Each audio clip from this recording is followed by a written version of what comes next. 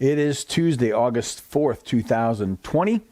I'm Pastor Thor Ramsey. This is Gospel for 5, where we take 5 minutes out of our day and focus on the gospel and the one who saved our souls. So we've been looking at Galatians 5:6, and I'm going to read it from, it's only one verse. I'm going to read it from the top. Well, I hope so. It's only one verse. Anyway, Galatians 5:6. For in Christ Jesus, in other words, in the Christian life, this is where the Christian lives, in Christ. That's our position. That's where we live the Christian life from. We're in Christ. So in Christ Jesus, neither circumcision nor uncircumcision counts for anything, but only faith working through love. So this is really showing us how to live the Christian life, how not to live the Christian life. He gives us 2 ways not to live the Christian life and 1 way to actually live it.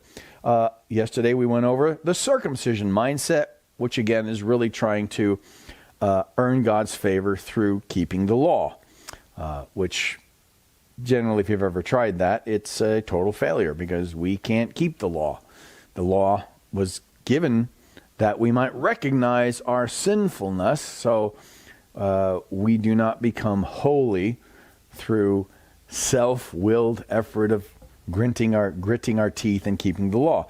Now, today we're looking at the uncircumcision mindset, because that doesn't count for anything in the Christian life either. So what is the uncircumcision mindset? Well, this is the other mindset, the opposite mindset, people who are striving to be happy by avoiding the law. So if one is legalism, if the circumcision mindset is legalism, then the uncircumcision mindset is what we call antinomianism, which is a word that means against the law. So this is a group of people who don't stress holiness, but indulgence, really. They brag about how they can indulge this or that or the other thing with a clear conscience. So the circumcision mindset is the legalistic way, and the uncircumcision mindset is the licentious way of living.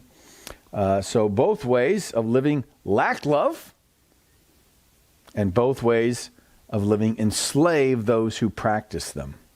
So the circumcision mindset, where the legalist is enslaved by self-righteousness, and the uncircumcision is enslaved by their lusts. So the good news is that the gospel has saved us from both of these mindsets. The gospel has saved us from both ways of living. And I shouldn't say the gospel. Jesus Christ, who is the gospel, has saved us from these ways of living. Now, most of us overemphasize being saved from the uncircumcision mindset, from licensed living. We overemphasize that because of the death of Jesus in our place. We're saved from the penalty of our licentious living and our disobedience. But just as the gospel saves us from the uncircumcision mindset, it also saves us from the circumcision mindset. In other words, the gospel also saves us from our own obedience, and by that I mean a self-willed, self-righteous obedience.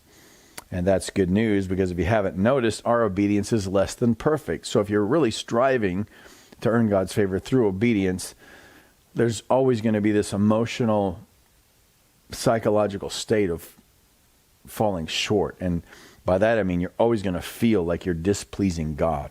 That's just a horrible way to live. Our obedience, we should know this, if we know the gospel, our obedience is inadequate to save us. You can't live your life in perfect obedience, so why would you want to trust in your obedience to save you? Being enslaved to self-righteousness leads to a very proud person if we're successful at it. It breeds a self-righteousness. Or a condemned person, a very condemned person, if you fail at it. And I think generally it leads to kind of a schizophrenic person, because as you succeed, you become very self-righteous, and then you're going to fail because we are imperfect and we're sinners, and you're going to be very condemned. So you have a person who is at times very self-righteous and then other times very condemned emotionally.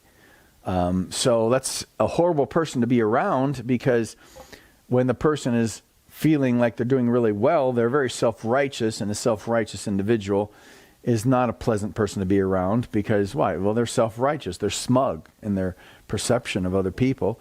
And then what happens when they fail? Well, they feel justly condemned by God, but what they do then is they don't show other sinners mercy. They condemn other sinners. So generally, those kind of people are very censorious. They're very fault-finding. And because they feel like God's condemning them, so that's how they present God to others. God's very condemning of everyone. All right, so we'll pick up tomorrow from there. What's God said to you today, and what are you